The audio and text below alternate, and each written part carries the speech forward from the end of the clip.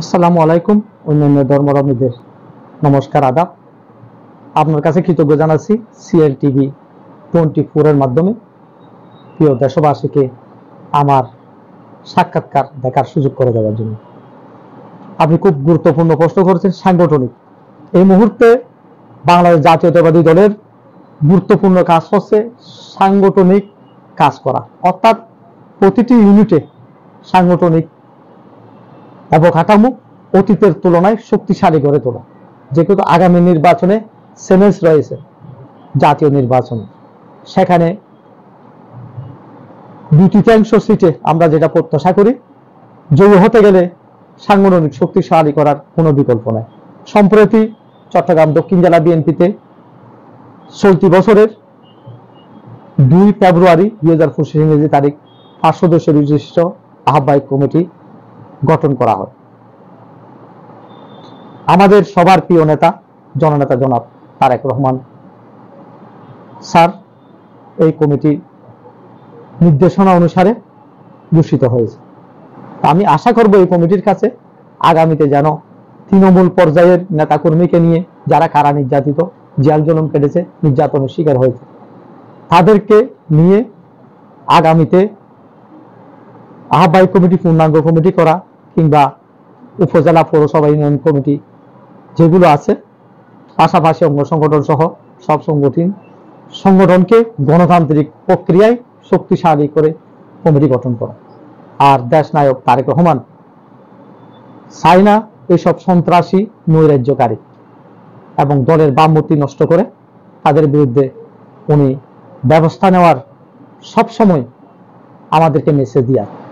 তা আমরা চাই এমন এক রাজনীতি, যে রাজনীতিতে কোনো কলঙ্ক থাকবে না, কোনো দুর্নীতি ষড়যন্ত্র থাকবে না, মানুষের কল্যাণে কাজ হবে, সেটি আশা করি।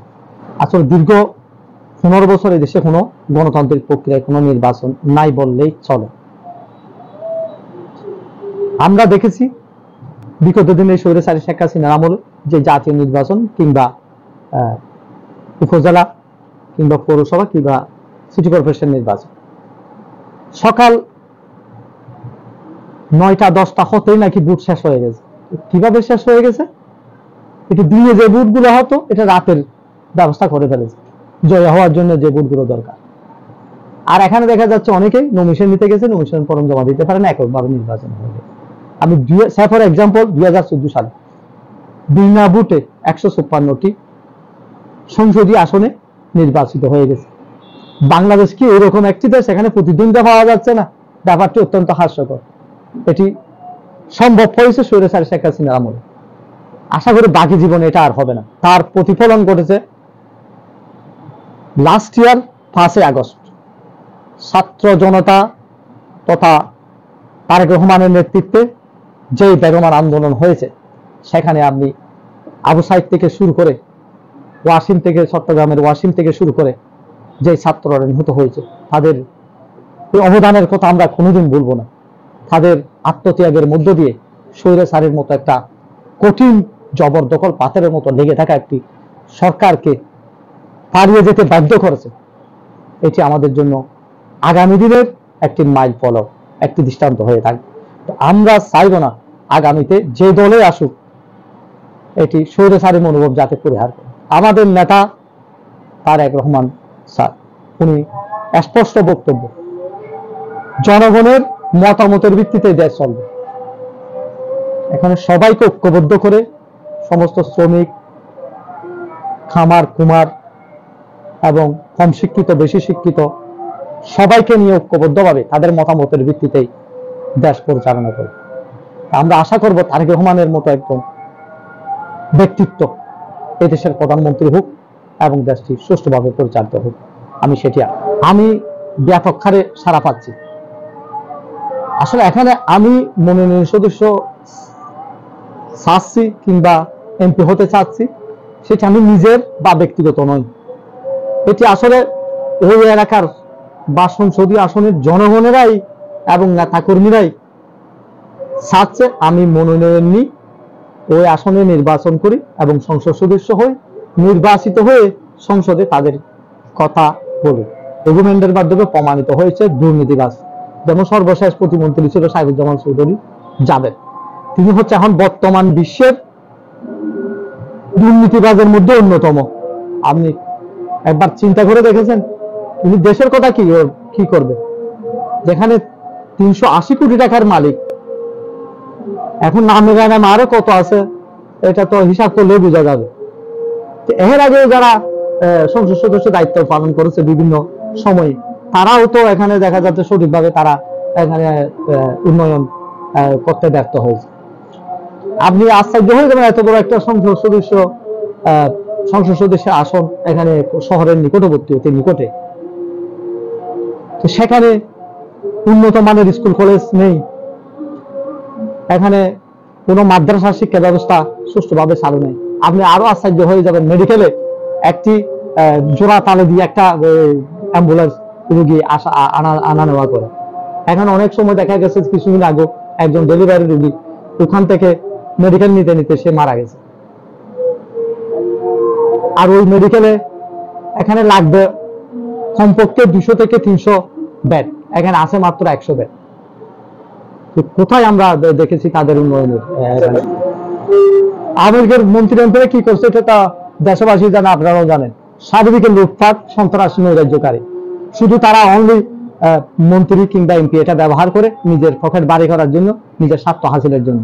এমন কিছু দুটি করে আপনি দেখবেন কয়েকজনকে নিয়ে সিন্ডিকেটের মতো করে তারা এটা চালিয়ে গেছে। দলে 2-3 জন লাগছে চাটুকার কিংবা তাদের সাথে থাকে এরকম কিছু লেজুক ভিত্তিক, আর কিছুদের আত্মীয় স্বজন নিয়ে একটা মোটামুটি একটা সিন্ডিকেটের মতো একটি তৈরি করেছে। ওই সিন্ডিকেটটাই যা বলছে তা হচ্ছে ইচ্ছামতো করে চলছে, এবং প্রতিনিয়ত মানুষের উপর উন্নয়ন তো দূরের কথা, জুলুম নির্যাতন করে, এমনকি দেখা যাচ্ছে নিরীহ মানুষকে মামলায় দিয়ে হয়রানি করে, কোর্টে পাঠিয়ে বিভিন্ন হয়রানি করেছে। আরো আমি আন্দোলন করেছি।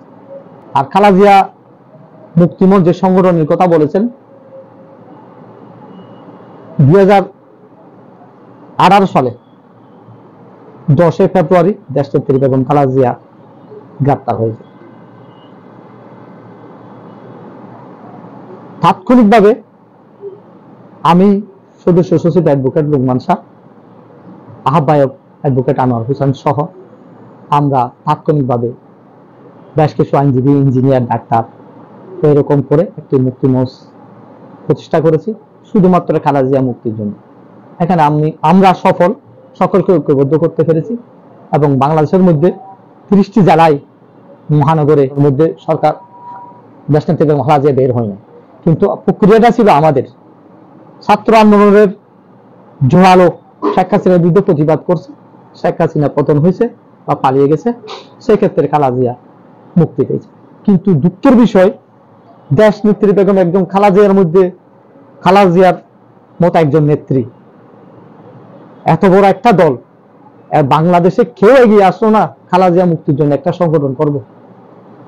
কিন্তু শেষ পর্যন্ত আমরাই করেছি।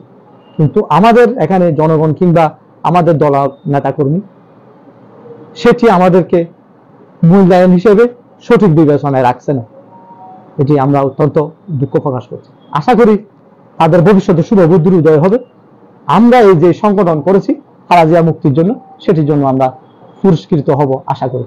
আমরা শীঘ্রই দেশনেত্রী বেগম খালেদা জিয়ার সাথে আমরা মুক্তি মঞ্চ নেতৃবৃন্দরা সাক্ষাৎ করব। আমাদের সুখবর, দেশনেত্রী বেগম খালেদা জিয়া 2 পুত্রবধূ নিয়ে আগামী মাসের শেষের দিকেই দেশে পৌঁছবে। ওই আসন থেকে নির্বাচন করব, আমার জন্য খুবই গুরুত্বপূর্ণ প্রশ্ন এটি। আমি স্পষ্ট বলে দিতে চাই, ওই এলাকায় কাপকু, সিফল, ক্যাপিজেড থেকে শুরু করে বিভিন্ন ইন্ডাস্ট্রিয়াল এলাকা রয়েছে।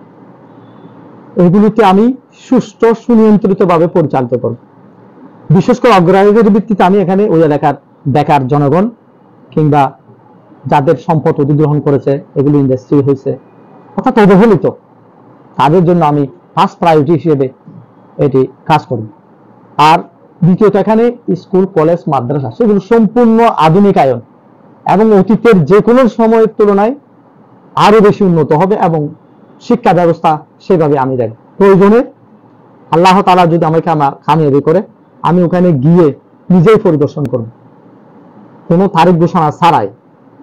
আর বিভিন্ন ইন্ডাস্ট্রিতে আমাদের এলাকার লোক কয়জন, কিভাবে নিচ্ছে, কে দুর্নীতি করছে, কে লুটপাট করছে, কে সন্ত্রাস এগুলো আমি নিজেই গিয়ে খুঁজে বের করব। এখানে অন্যের কাছে কখনো আমি মাথা নিচু করব না, মাথা নত করব না। এটা আমি স্পষ্ট মেসেজ। যেই হোক, যত শক্তিশালী হোক, যত ক্ষমতাশালী হোক, আমি তাদেরকে উৎখাত করবই করব, কোনো অবস্থাতে ছাড় দেব না। এখানে আনোয়ারা কর্ণফুলী চলবে জনগণের মতামতের ভিত্তিতে। তারাই বলবে এখানে কোথায় কি আছে না আছে, কাজ করতে হবে। আমি সাথে সাথে ওই কাজ করব এবং ব্যবস্থা নেব। কোন অবস্থাতেই সন্ত্রাস, নৈরাজ্যকারী, দখলকারী, চাঁদাবাজকারী ঠাঁই হবে না। স্পষ্ট আমার বার্তা। আল্লাহ তাআলা যদি আমাকে কবুল করে সংসদ সদস্য হই, ইনশাআল্লাহ আমি সেভাবেই আমার ক্ষমতা নয়, আমি এটা দায়িত্ব হিসেবে দেখব এবং সেভাবেই পরিচালিত হবে। আমি মনে করি কি জানেন, আমি যদি সংসদ সদস্য নির্বাচিত হই, জনগণ নির্বাচিত হয়, তাহলে আমি চাইবো ভবিষ্যতেও তারা যেন আমাকে আবার খুঁজে নিয়ে ডেকে নিয়ে আবার ভোট দিয়ে সংসদে পাঠায়। আমি ওইভাবেই চলবো, অতীতের মতো ওইভাবে চলবো না। একটা পেয়ে গেছি, একটু লুটপাট করে খেয়ে নি, পরেরটা পরে দেখা যাবে। Not that. দেশের মানুষ এখন সচেতন। প্রয়োজনে দেশের মানুষ এখন অন্যায়, অবিচার, সন্ত্রাস, নৈরাজ্যকারীকে গণধোলাই দিবে।